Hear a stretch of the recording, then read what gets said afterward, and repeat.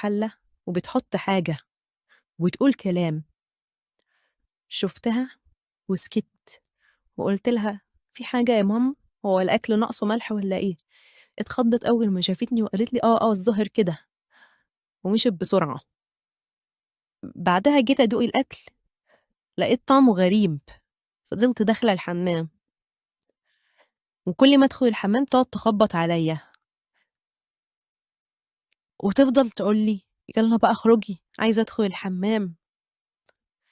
بقيت في كل حاجة أعملها أو حتى مكالماتي مع صاحباتي ألاقيها عمّالة تحوم حواليّا، عايزة تسمع أنا باقول إيه. طبعًا هييجي في بالكم إن هي سِت كبيرة وإن هي بتعمل كده يعني زهقانة، لكن لأ، هي تصرفاتها غريبة فعلًا.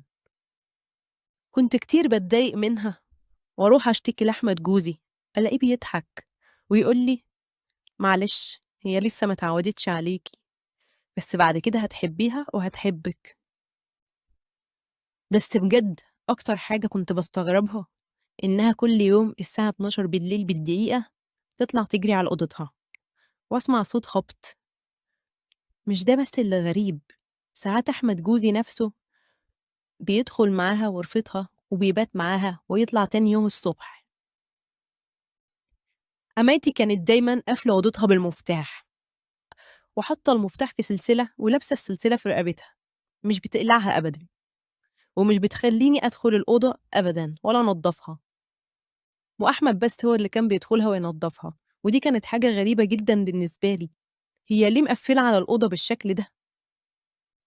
والأغرب من كده إن هي عشان تفتح باب أوضتها لازم تتأكد إني مش واقفة قريب منها، ولمّا بتفتح باب أوضتها بيطلع منها ريحة وحشة أوي، بتنتشر في البيت كلّه، مع إني ساعات بابقى لسه منضّفة.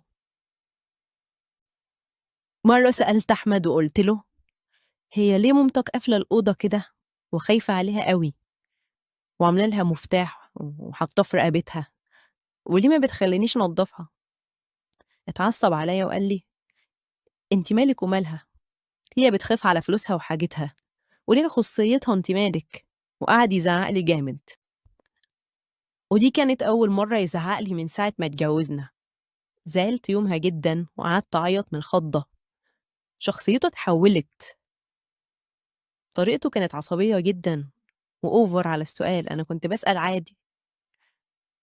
بعدها بفترة جه يصالحني وقال لي: "معلش كنت متوتّر من الشغل، ما تزعليش منّي." ده حتى وهي خارجة لازم تأمِّن الأوضة مقفولة كويس والّا لأ.